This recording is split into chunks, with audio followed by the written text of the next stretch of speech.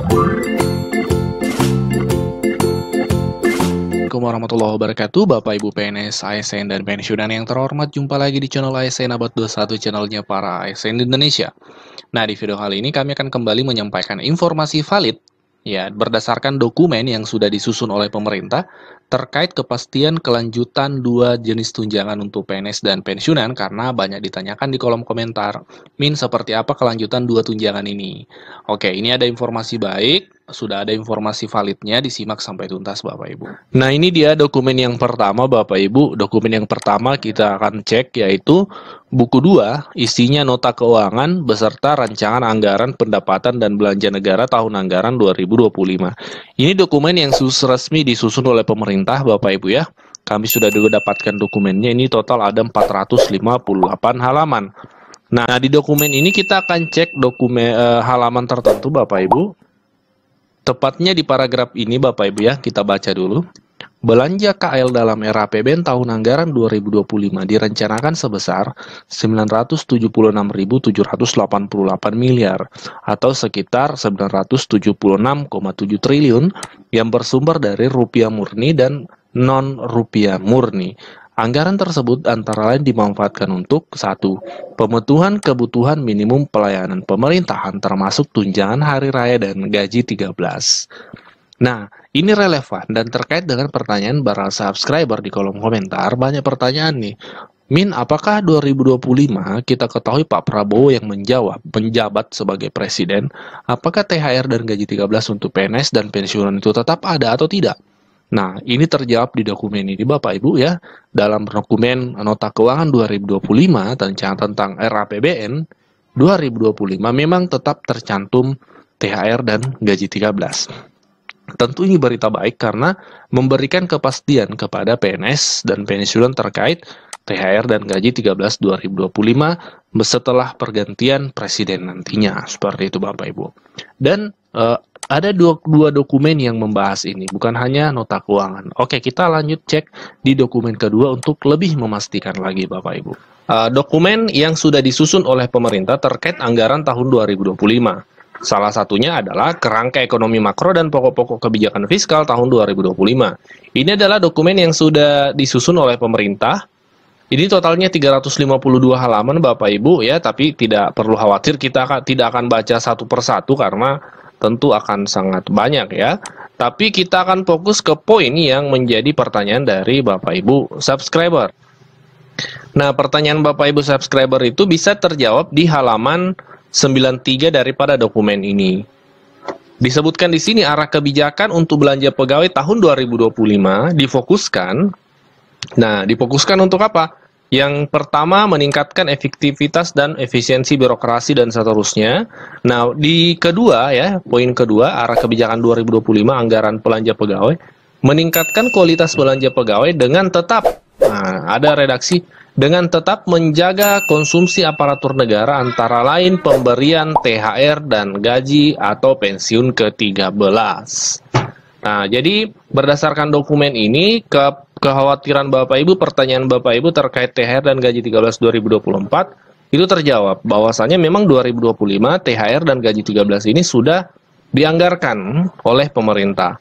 Dan berdasarkan paparan dari Menteri Keuangan bahwa untuk nota keuangan atau RAPBN tahun 2025 yang disusun saat ini itu memang sudah dikomunikasikan antara presiden saat ini dengan presiden terpilih Pak Prabowo Subianto, karena kan memang untuk tahun ini yang menyusun RAPBN untuk tahun depan adalah masih masa pemerintahan Pak Jokowi. Tapi yang melaksanakan nantinya adalah Presiden terpilih Pak Prabowo di 2025 hingga 2025 ya, karena anggarannya dipersiapkan untuk 1 tahun ya untuk RAPBN dan seterusnya hingga 5 tahun ke depan. Seperti itu Bapak Ibu. Jadi terjawab ya pertanyaan Bapak Ibu terkait THR dan gaji 13.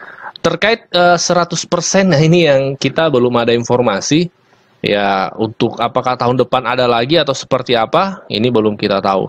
Yang pasti adalah kita menunggu realisasi ya untuk 50% dan 100% yang untuk daerah-daerah yang belum. Semoga itu tetap diingat oleh pemerintah dan tetap dibayarkan seperti itu. Untuk postur APBN ini menggambarkan amplop besarnya. Tapi beberapa spesifik memang mohon maaf belum bisa dispesifikkan karena ada kan nanti memberikan kepada pemerintahan baru mengenai bagaimana nanti format kabinetnya, siapa yang akan in charge untuk program apa.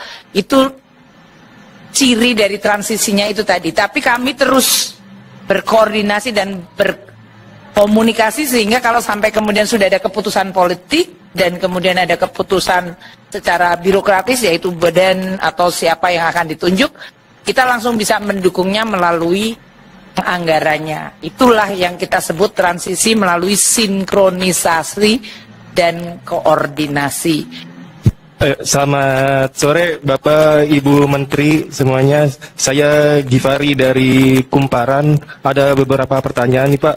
Yang pertama Pak, saya mau memastikan Pak terkait tadi di pidato keuangan Pak Presiden nggak sebut kenaikan gaji PNS di 2025. Nah itu sebenarnya jadi naik atau enggak Pak? Kalau jadi itu mungkin berapa gitu Pak? Terima kasih. Semuanya diborong ke Ibu Menteri Keuangan. Ada pertanyaan berulang. Jadi mungkin udah cukup ini. Silakan Bu Menteri Keuangan. Baik, tadi sudah disampaikan ini adalah APBN transisi dan sebagian dari transisi itu nature-nya ada yang sudah spesifik dari sisi angka, ada yang belum spesifik angkanya untuk program-program baru terutama atau program lama yang akan diteruskan. Jadi seperti yang tadi saya sampaikan di dalam presentasi bahwa APBN ini tadi belanja KL termasuk tadi dari Kementerian Pertanian yang menyampaikan atau Menteri PUPR bahwa anggaran saya masih kecil gitu karena sebagian cukup signifikan itu masih di-retain nanti Presiden-elect yang akan nentuin gitu ya. Jadi kalau tadi Pak Menteri PUPR atau Menteri Pertanian mengatakan memang penting dan memang itu penting disampaikan oleh Presiden-elect. Namun nanti format untuk berapa Kementerian Pertanian akan ditambahkan anggaran untuk program tadi yang disampaikan yang itu memang menjadi prioritas seperti pencetakan sawah maupun berbagai masalah pengairan. Itu nanti akan ditetapkan oleh Presiden-elect. Mungkin saya mengingatkan sekali lagi siklusnya ya. Kita sampaikan ke DPR dan DPR sudah tahu bahwa ini adalah baseline APBN. Kita akan bahas sebagian nanti di dalam pembahasan KL-KL ini kan oleh menteri saat ini. Tapi nanti kan Bapak Presiden-elect kan punya kabinet baru.